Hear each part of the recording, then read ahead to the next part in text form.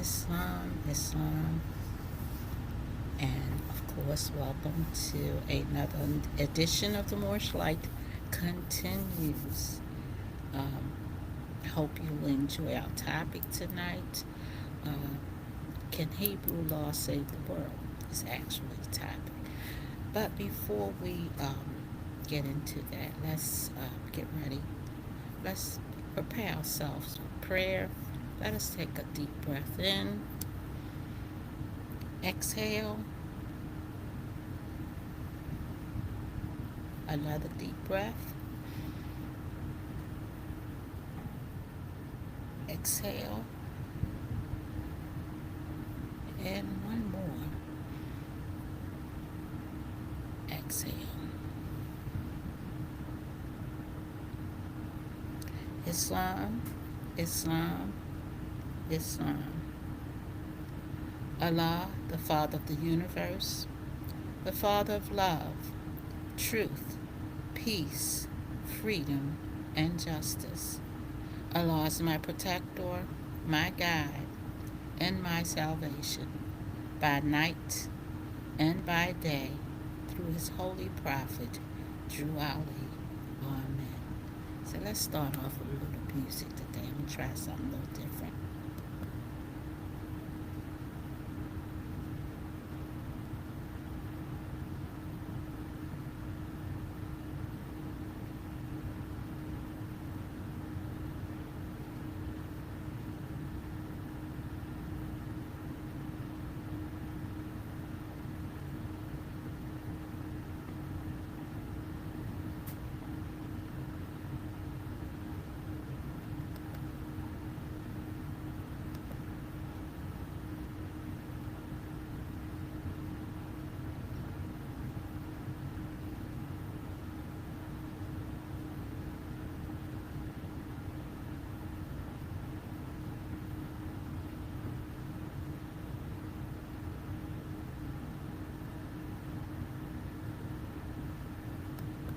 Okay.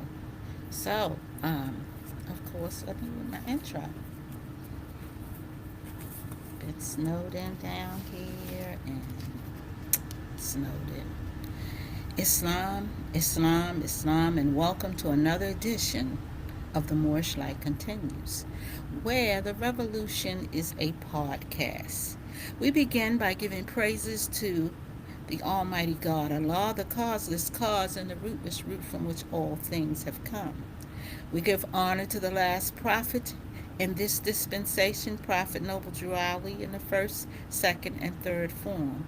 I give honor to Grand Sheikh John Givenzeal, and I like to also give a special honor to my teacher, Grand Sheikh Richardson Dingle Eel, Prophet Noble Drew Ali III, and as well as to his Prophet Noble Drew Ali III, Moses, and as well as to Timothy Dingle Eel, Prophet Noble Drew Ali, Prophet. Modern day Moses and Aaron. Honor to Marcus Messiah Garvey and the great emancipator Abraham Lincoln. Honors to Supreme Grand Sheik and Sheikess Prather Eel. Supreme Grand Sheikess Louise Dingle Eel, the noblest. Honorary Supreme Grand Sheik Ronald Thornhill, his wife Sheikess Thornhill, and Grand Sheikess, our Grand Sheikess today, as well as National Grand Sheikess Tiffany Jones Spey. Islam, and welcome to the Moorish Light, the Soul School. Shining light, clearing up the confusion, and teaching the basic facts. Our objective is unity and manifesting the ultimate goal of the Moorish movement. Here's what we will not do. We are not going to dispute Charters, who is the Supreme Grand Sheik. We are here to establish a basic foundation of the Moorish movement in love and understanding. And of course, since this is the Moorish light, let's define light. Spiritually, light symbolizes knowledge, truth, divine presence, hope, guidance, and purity, representing awareness and the pathway from spiritual darkness, in parenthesis, ignorance and sin, towards enlightenment, goodness, and union with the divine, appearing across cultures as God's creation, inner wisdom, or guiding force for humanity. It signifies wisdom, life, revelation, and the illumination of the spirit within. And as always, I start my program off reading from the Holy Quran of Mecca. And of course, I'm going to share my screen. And let's see.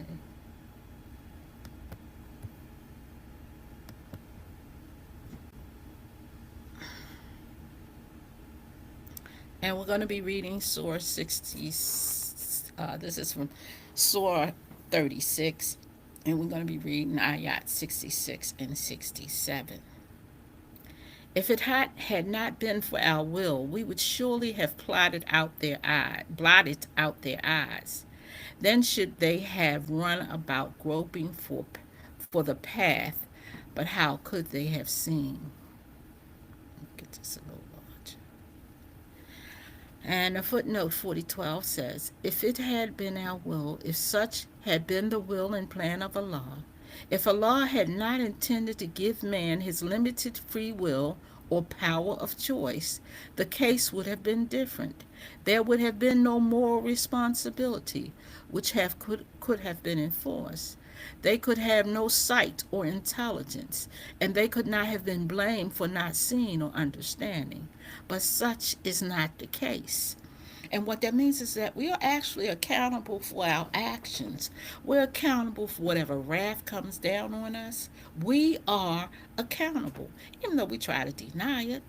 But Allah did not make us as robots. He made us with the will to choose Him, to choose to be obedient, to choose to love instead of hate, to choose to tell the truth instead of lie, to choose to have peace instead of hell, to choose freedom over slavery, and to choose justice over unlawfulness and disobedience. So we have that will to choose. And in our lessons, it says, when the will of man and the will of Allah are one, the resurrection is a fact. It also states that when a Muslim is one who submits his will to Allah. So will is so very, very important. And one day we will do a program just about will. Ayat 67 says, if it had been our will, we could have transformed them to remain in their places. Then should they have been unable to move about, nor could they have returned after error. If Allah's plan had been to grant no limited freedom of choice or will to men, He could have created them quite different, or could have transformed them into stationary creatures, either in a physical form, as in the case of trees, or in moral or spiritual qualities, where there was no possibility either of progress or deterioration. Man would then have been unable to reach the heights of grandeur which are now open to him, or if he goes wrong, to return through the door of repentance and mercy and still pursue his path of ascent. But it was Allah's plan to give man all these privileges, and man must shoulder all the responsibility that goes with them. So it's not you have the free will to choose right and wrong. You cannot lay it on you want to lay it on God's shoulder or lay it on the altar. No, you have to take accountability. We have to take accountability for the flood. We have to take accountability for the destruction of Sodom and Gomorrah. We have to take accountability for this Negro problem and why it continues instead of being solved. So accountability is very, very essential, personally, as well as an organization, as well as a nation, as well as a part of the human family. We all have a responsibility. So those are our two ayats from the Holy Quran, and I'm going to stop sharing that, and I'm going to go back here.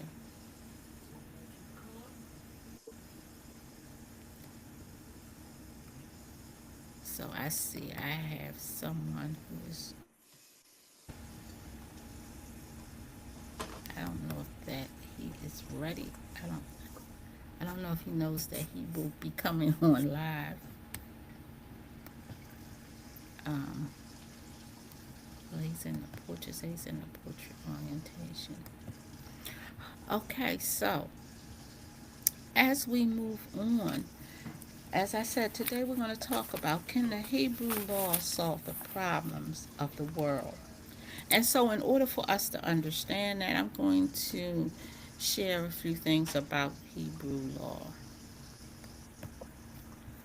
And let's see, what's my first thing I want to share? Give me a second here.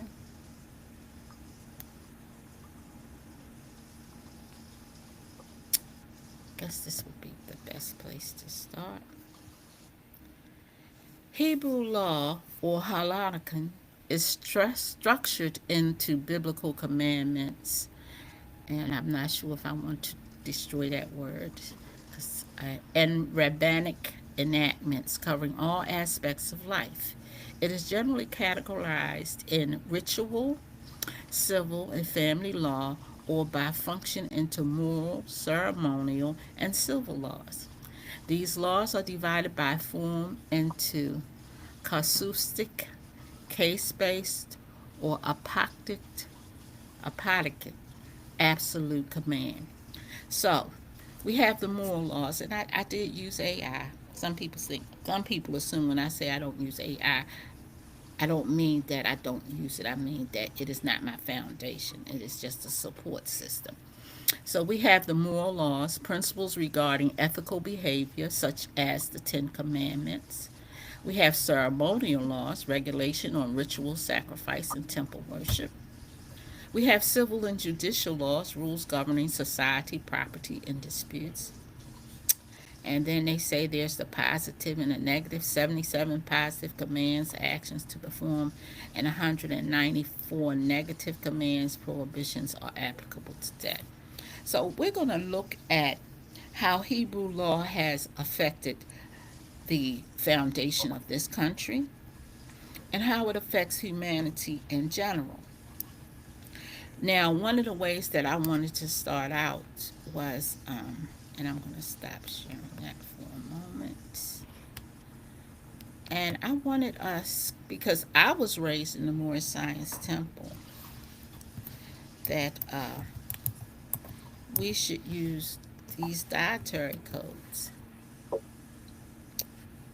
And so I'm going to go over one of them, which is Leviticus the 11th. To start here.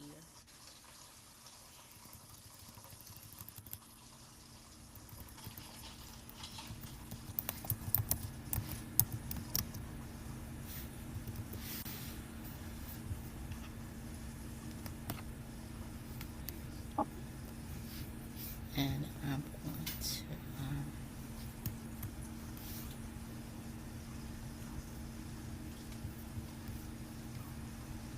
and I really use the King James version, and because that's how I was raised. So let me go back here, and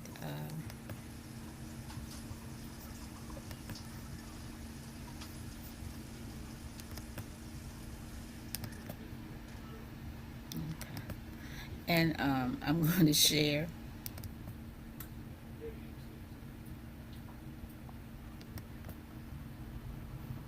the screen, and let's see if we can get right to it. Let's see what chapter. Now I'm sure most of us know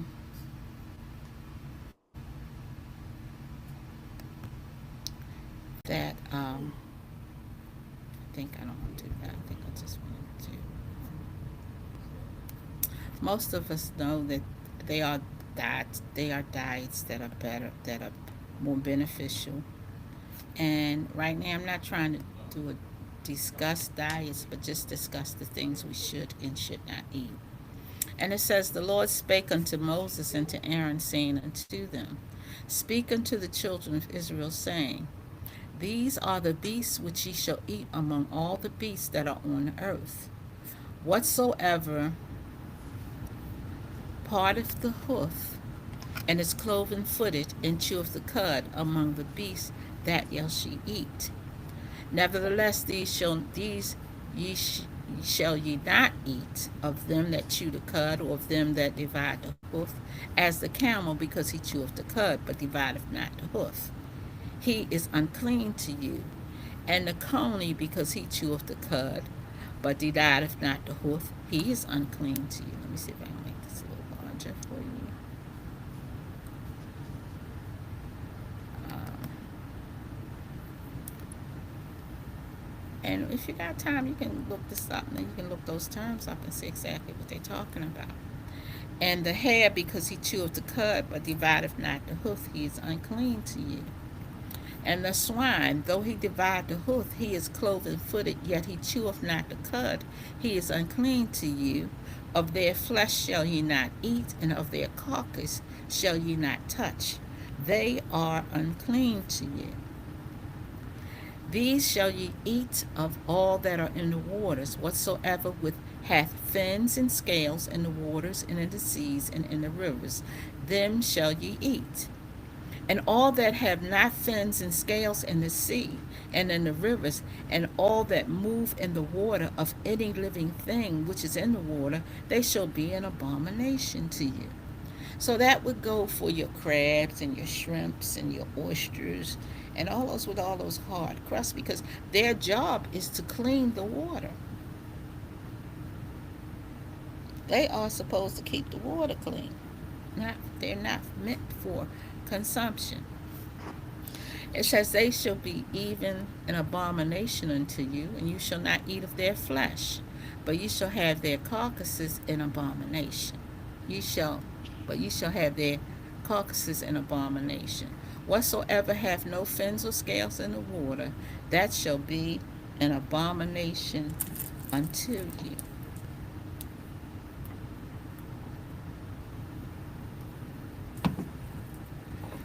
And these are they which ye shall have an abomination among the fowls. They shall not be eaten. They are an abomination: the eagle and the ostrich, the osprey and the vulture and the kite after his kind, every raven after his kind, and the owl and the night hawk and the cuckoo and the hawk after his kind, and the little owl and the cormorant and the great owl, the swan and the pelican, the gyre eagle, and the stork, the heron after her kind, the lapwing and the bat. All fowls that creep upon all fours shall be an abomination unto you. Yet these may eat of every flying creeping thing that goeth upon all fours, and which have legs and above feet, and a leap withal upon the earth. Even them, even these of them you may eat: the locust after his kind, the ball locust after his kind, the beetle after his kind, and the grasshopper after his kind. But of all other flying things which have 4 feet shall be an abomination unto you. For these shall be unclean. Whosoever toucheth the carcass of them shall be unclean until the evening. Whosoever bear the ought of the carcass of them shall wash his clothes and be unclean until the evening. So that's just to give you a general idea of what our diet looks like, because everybody's not going to be a vegetarian, everybody's not going to be a vegan, but there's even a way that you clean your meat a certain way. There are things that you should do in order to have a proper eat the I'll say holy way, or I could even say the kosher way, because what we're going to understand, that Hebrew law applies to all mankind, but for some reason it got replaced, and it's only applied to a few. So let's look at Hebrew law in another in another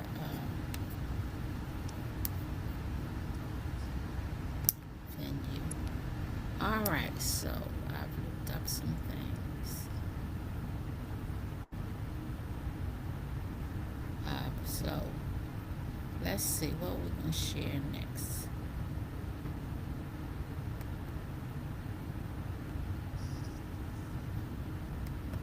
Let's see. So next we're going to we talked about the categories. We're going to talk about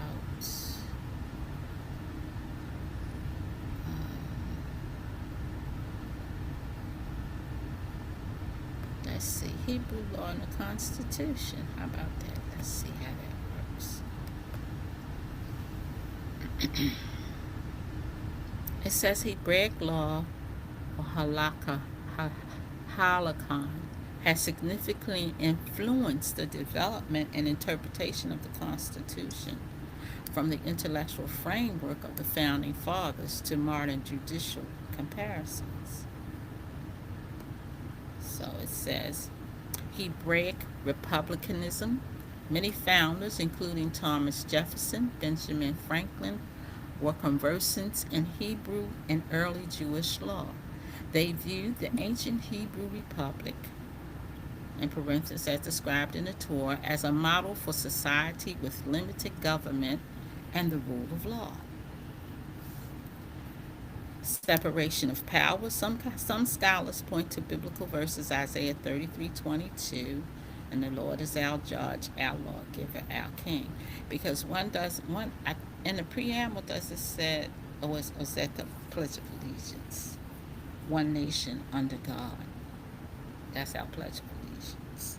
Pledge allegiance to the flag of the United States of America and to the republic for which it stands, one nation under God, indivisible, and justice for all.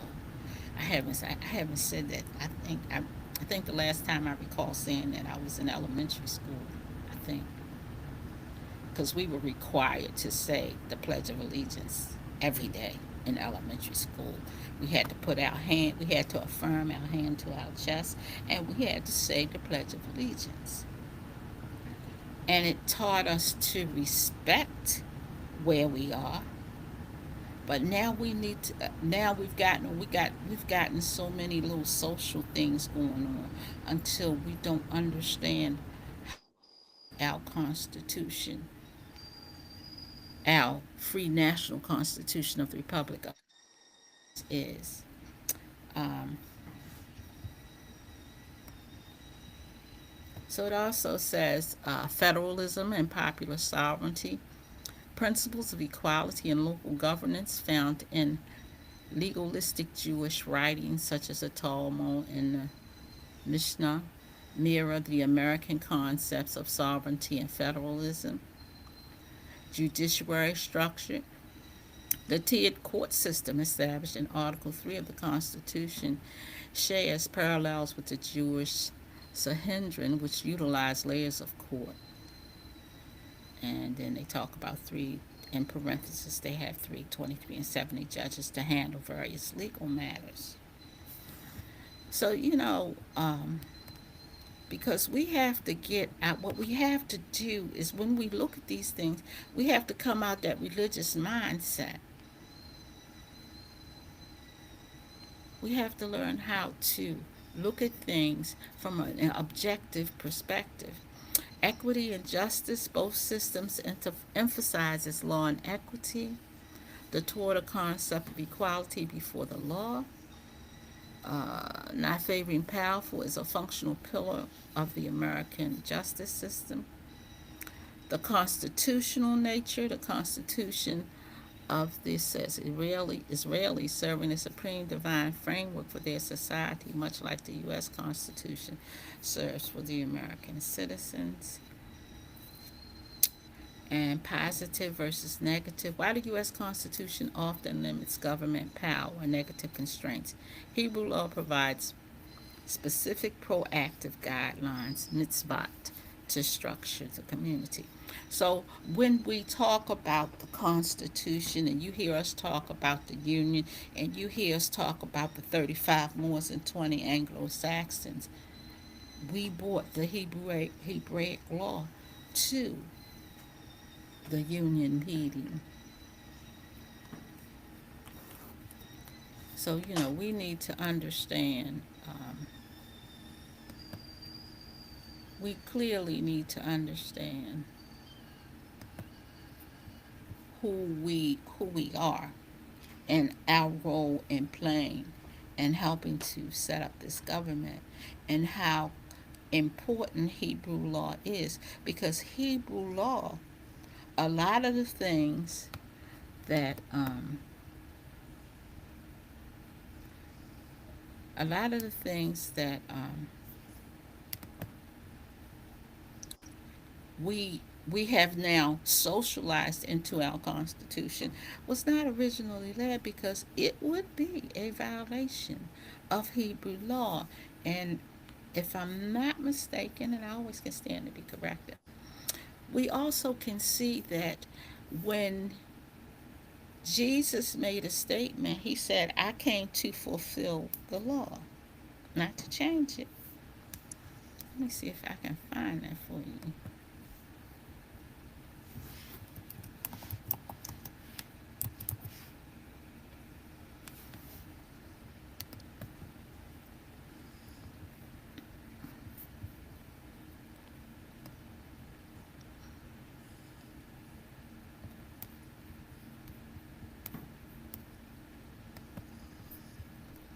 Because it's important that we read. It's important that we read. And we can go here.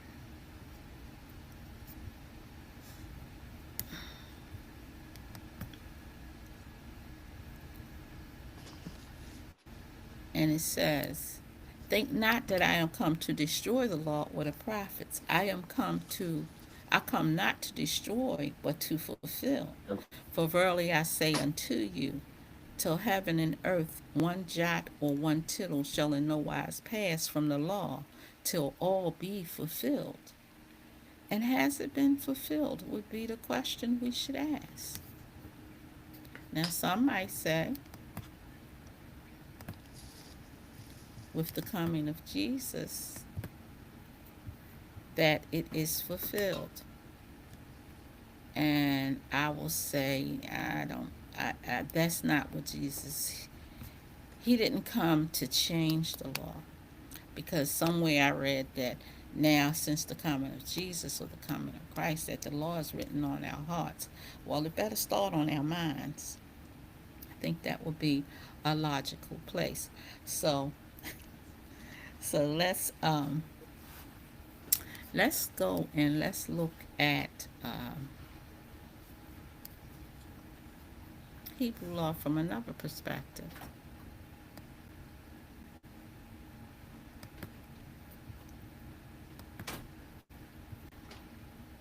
And I'm trying to make sure I don't make the error of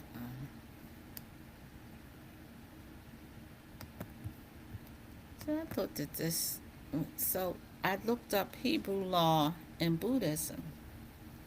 And it says share significant ethical parallels, particularly in prohibition against killing, stealing, lying, and adultery, which align with the 4 of the 5 Buddhist precepts and the 10 Commandments, while both emphasizes mindfulness.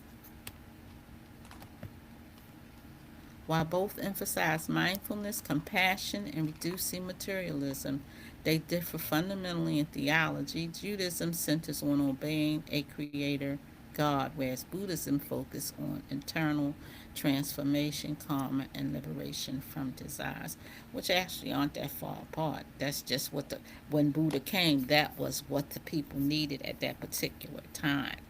So remember now, when a prophet comes, he comes to deal with whatever situation exists at that moment. One of the ways we can see that is that When Noble Ali came on the scene, he came to address the Negro problem and mental slavery. When Prophet Muhammad came on the scene, he came to address the infantile murders that were going on and the mistreatment of women. So, whenever a prophet comes on the scene and disobedience, I think, Brother Coop, can you mute your phone, please? Because I think I hear your background noise. It's not mine. Uh, Ethical traditions. Both traditions emphasizes high moral standards, including the importance of speech and conduct. Many Buddhist precepts against killing, adultery, theft, and lying and sharing common ground with Jewish ethical demands. Lifestyle and disciplines. Both traditions value study, modesty, and moderation.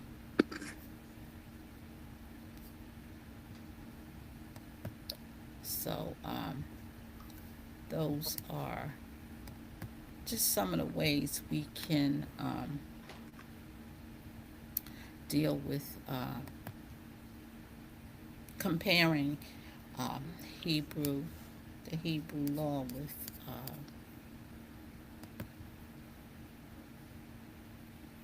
Buddhism. So let's see, I did that. Let's see. Let me go back to my screen. So we've talked about the dietary according to Hebrew law. Um, men would not be with men and women would not be with women according to Hebrew law. But because remember, we had that free will to choose. We can be disobedient or we can go any way we choose to go. But let's deal with the law for a moment, okay? So, and dealing with that law, when it came time to deal with slavery, guess what came up? Hebrew law. So now we're going to go into, I'm going to use the Great Conspiracy, but you can also find this in the Resurrection book, and I cannot tell you what page. I don't have my Resurrection book near me. Oh, what am I doing? Go back. Sometimes.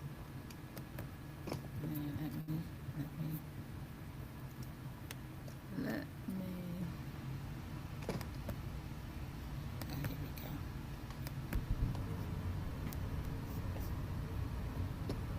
So we're gonna share again. I'm gonna stop sharing first of all.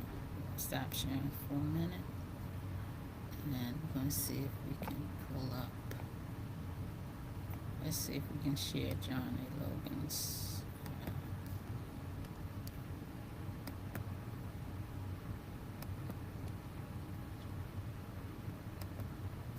Okay, and then they lost my page. Let me see if I can find this page really quick. I think it was 619. Let's see.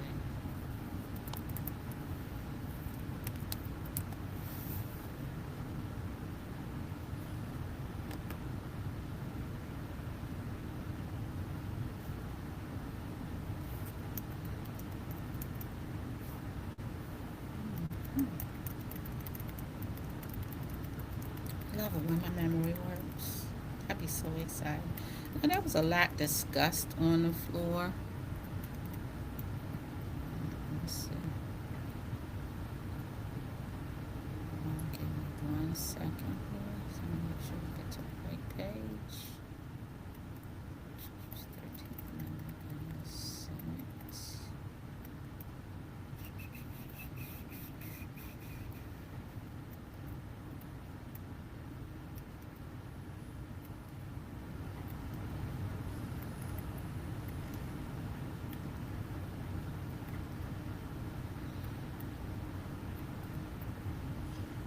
Okay, so you do get to see, let me load this up. You do get to see a copy of the 13th Amendment, 20 sections, other than hearing us talk about it.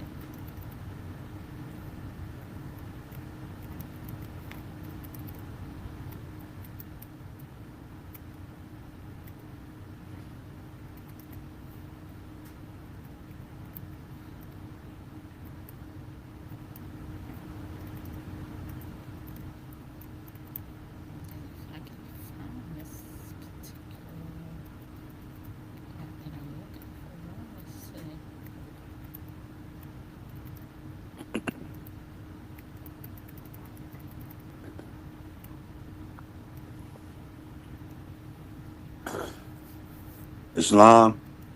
Hear me Uh, okay? I can hear you. Yes. Remember Lincoln and dealing with slavery, he said he searched high and low and could only find one record dealing with slavery, and that was the Hebrew slave clause, Yeah, that's what we're trying going back to that bondsman and that bondsmaid, to. Mm-hmm. even down to compensation. Mm-hmm. You should pay them out of your wine press and granary because they've been like a double hired servant to you. They shouldn't be hired. And these are part of the old Hebrew slave laws, which he said he had a in his research, he found that was the key to setting us free under the old Leviticus laws. Mm-hmm. Exactly. That's what I'm trying to find now. I had it all set up. Then I did something. Give me a second because I do want to read that tonight if I can find it.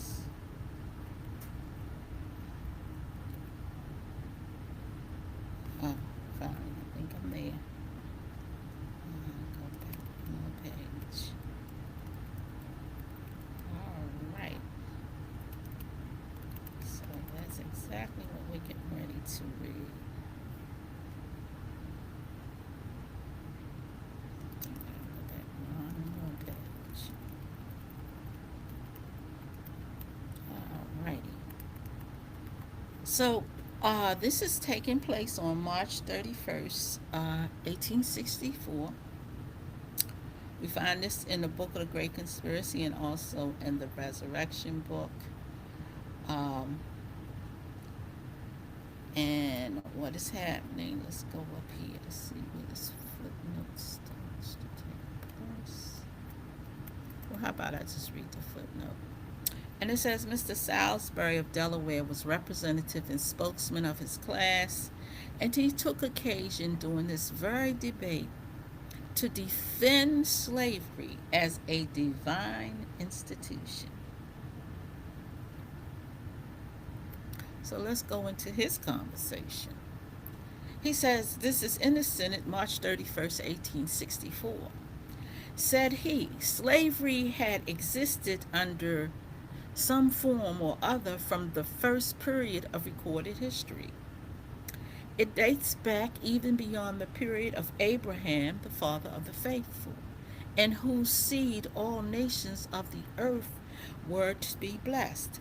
Now I'm going to ask us to look at this in another way. I'm going to ask that we look at all nations of the earth are to be blessed through Hebrew law.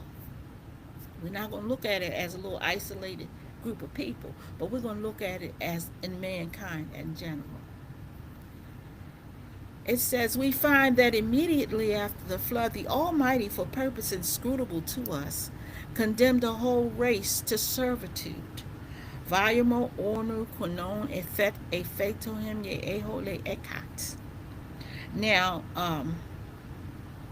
Sheikh Jackson Bay and myself were sent on a mission to investigate this, were we not?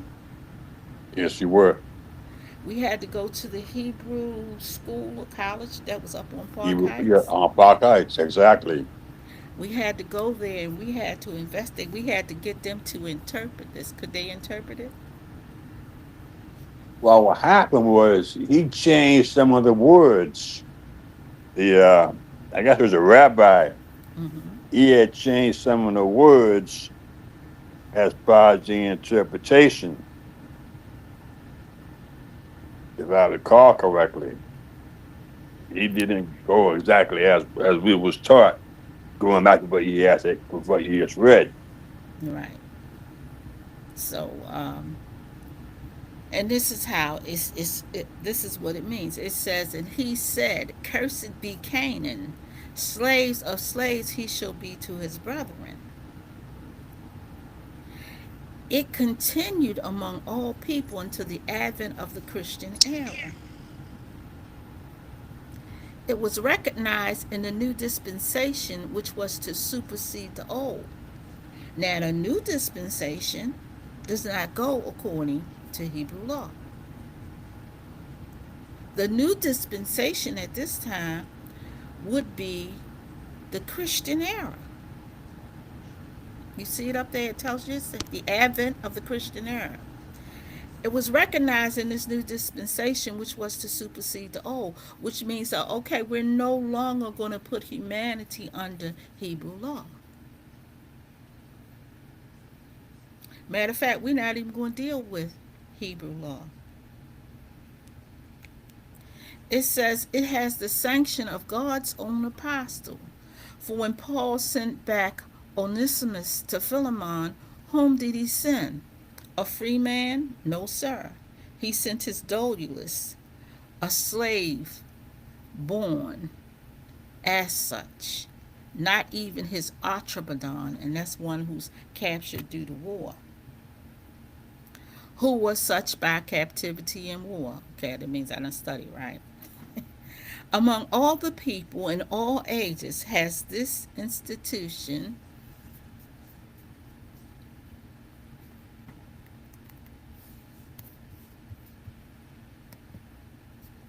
okay, wait a minute, what did I do?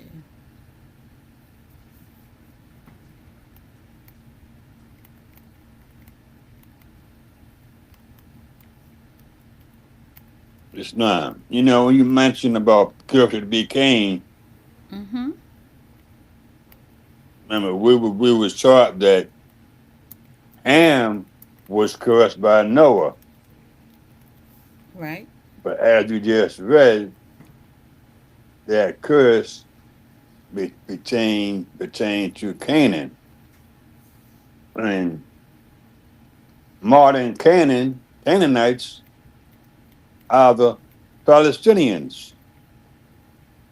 Because you look at the Circle 7, it stated that these records, paraphrasing, were kept from the brothers until a certain time.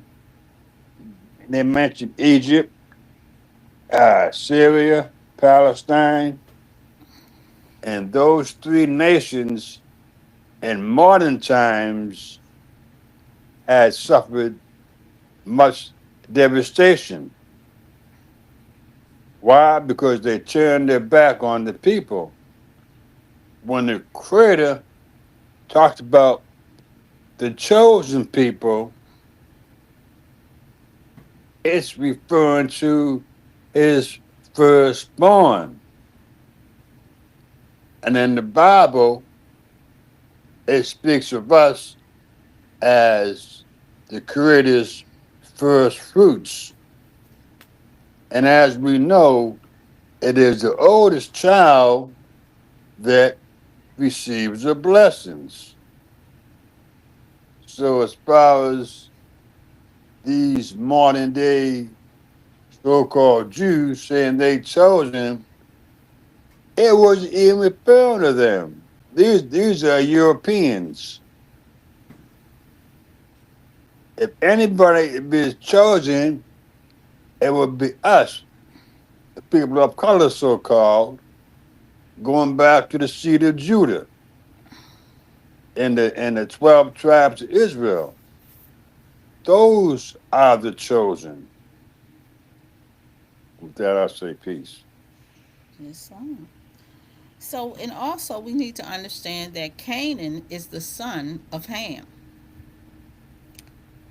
So let me just read a little further. It says, if such it is to be called existed and had the countenance of the wise and good men, even the Christian church itself until these modern times, up at least into the 19th century. It exists in this country and has existed from the beginning. Mr. Harlan's reply to the position of Mr. Salisbury that slavery is right, is a divine institution, etc., was very able and interesting. He piled up authority after authority English as well as American, to show that there is no support of slavery, especially of the title to service of the adult offspring of a slave, at common law, after also proving by the mouth of a favorite son of Virginia that it had no legal existence by virtue of any municipal or statutory law. He declared that the only remaining law that can be cited for its support is the Levitical Code, as follows: Both thy bondmen and thy bondmaids, which thou shalt have, shall be of the heathen that are round about you. Of them shall ye buy bondmen and bondmaids. Moreover, of the children of the strangers that do sojourn among you, of them shall ye buy, and of their families that are with you, which they begat in your land, and they shall be your possession. And ye shall take them as an inheritance for your children after you, to inherit them for a possession, and they shall be your bondmen forever. I remark, said he, in this connection, the Levitical Code or the Hebrew law contains a provision for the naturalization of foreigners, whether captives of war or voluntary immigrants. Let me say that again, because somebody said something to me about naturalization. They're against naturalization. I remark, said he, in this connection, that naturalization of foreigners, whether captives of war or voluntary immigrants, by compliance with the requirements of the law, they became citizens, entitled to all the rights and privileges and immunities of native Hebrews. The Hebrew slave code applicable to enslaved Hebrews in these words: If thy brother, a Hebrew man or Hebrew woman, be sold unto thee, he shall serve thee 6 years, and in the seventh year thou shalt let him go free from thee. Here I request the attention of those who claim compensation for emancipated slaves to the text. And when thou sendest him out free from thee, thou shalt not let him go away empty. Thou shalt furnish him liberally out of thy flock, and out of thy floor, which means granaries, and out of thy winepress of that wherewith the Lord thy God has blessed thee. Thou shalt give unto him. It shall not seem hard unto thee when thou sendest him away free from thee, for he hath been worth a double hire servant to serve thee in serving thee 6 years. The Hebrew statute provides that the heathen might be purchased. May I say one thing? Go ahead. Let me finish the sentence. Okay, go And ahead. held as slaves, and their posterity after them, that under the naturalization laws, all strangers and sojourners, bond and free, have the privilege of acquiring the rights of citizenship, that all Hebrew natives or naturalized might assert and maintain their right to freedom. You can go now. Yes. I know there's talk going around as of lately, maybe some years now, about reparations. Mm-hmm. You just read, according to the Hebrew slave laws, that it spoke about compensation, Yes. not reparation. Mm-hmm. And that's in line with the proclamation of compensation as it's also addressed in the 1320. Reparations was to be given to those who were defeated. We were never defeated because to prove that it was us who won the Civil War. And the European state, he couldn't fight us because we probably would hate. No, I wouldn't hate. We fight for our very life, for our very existence, for our prodigies. That's who we was fighting for. Nothing to do with hate. But if you take somebody and put them in slavery and under such cruelties as men have derived, what can you expect? And with that, Definitely. I'll say peace. And that is and since you're talking, can you explain why was the Southerners at Gettysburg, Pennsylvania, and not fighting in Washington D.C.? What were they? What was the aim? What were they aiming for? Well, they wanted to extend slavery. Their purpose was to extend slavery as far as Cuba. Well, I'm talking about Gettysburg right now. Oh, at Gettysburg, Yes, why were they there? yes. Well, when you look at the sentiments of President Lincoln, he wanted to bring the Union together as one people because he looked at those men who died on both sides of the field, Northerners and Southerners. They fought for what they truly believed in. But why Gettysburg? Why Pennsylvania? What was so unique Why about Gettysburg? Pennsylvania? Why Because that Pennsylvania? was where up there in Philadelphia, where the Liberty Bell was. Okay. So our ancient landmark sits in Philadelphia, Pennsylvania at 6 and Chestnut. Yes, Is the Levitical code inscribed on that bell? yes. Leviticus 25:10. Ye shall proclaim liberty to all the land and all the inhabitants thereof. That is proclaimed on the Liberty Bell at 6th and Chester Street as we speak today. And that was that beacon that we look at as being the light in which to begin to set us free, our direction. Yes. And that pertains to all mankind, just like when Lincoln mentioned about slavery, he mentioned that the proposition was offered to both the slave and the free states, where someone argued it was only argued, I mean, it was only offered to the slave states. No, it was offered to all. Well, So as it would be that once it was uh, demolished, it no longer be put back into effect upon the pain of death once it was totally removed from the land.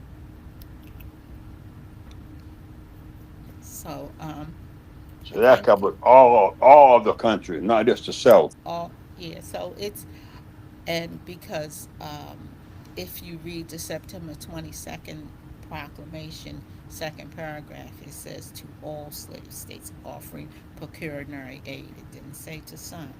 It did definitely in the second paragraph did say to all slave states. So let me read a little further.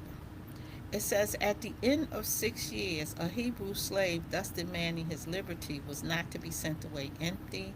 The owner, so far from claiming compensation from his neighbors or from the public treasury for setting him free, was bound to divide with the freedman of his own possessions, to give him of his flocks, of his herds, and of his granary, and of his winepress, and of everything which the Lord Almighty had blessed the master during the years of servitude. And then the owner was admonished that he was not to regard it as a hardship, to be required to liberate the slave to divide with him of his substance. The Almighty places the liberated slave's claim to a division of the former master property on eternal principles of justice, the duty to render an equivalent for an equivalent. Equivalent. The slave, having served 6 years, must be paid for his service liberally because he had been worth even more than a hired servant during the period of enslavement. If then, continued Mr. Harlan, the justice of this claim cannot be found either in reason, natural justice, or the principles of common law, or in any positive municipal or statute regulation of any state, or in the Hebrew code written by the finger of God, protruded from the flame of the fire on the summit of Sinai, I ask whence the origin of the title to the services of adult offspring of the slave mother? Or is it not manifest that there is no just title? Is it not a mere usurpation without any known mode of justification under any existing code of laws, human or divine? And so that we at this point we've come to the we have 5 minutes left, and I like to close out. I like to invite you to 1055 North Milton Avenue, Sunday School 12 to 2, Holy Night 8 to 10. As well, we also have another program, More Sense, that you can also tune into, that comes on Thursdays. I think at 2900, they will be doing a movie night, and I don't have the exact date. I think it's February 6th. Um,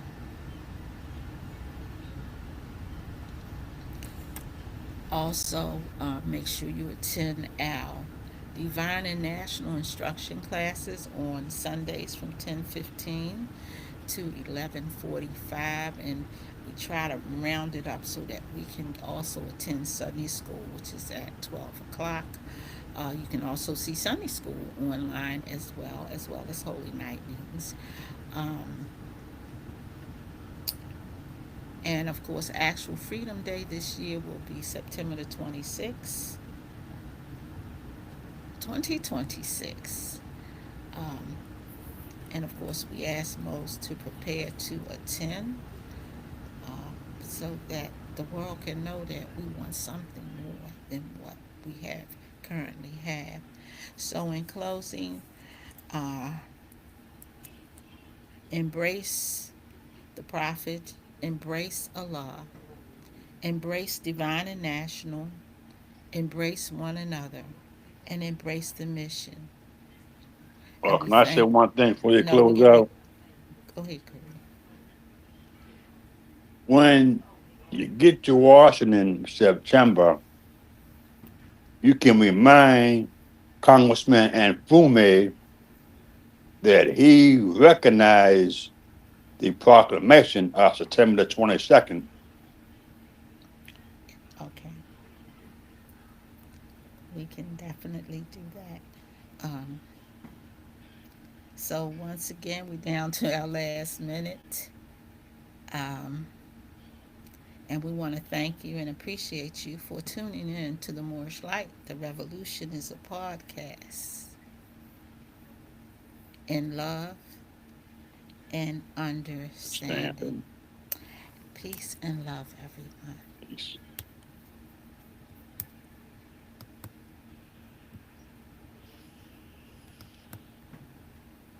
And I guess let me see if I can find my little music. Of course, you know, here we go. Here we go, media.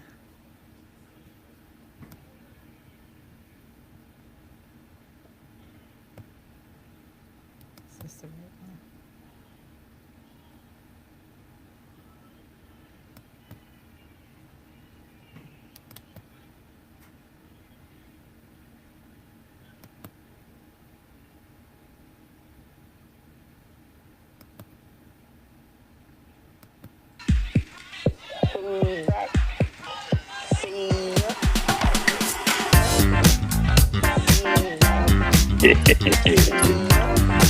Oh, yes, this too.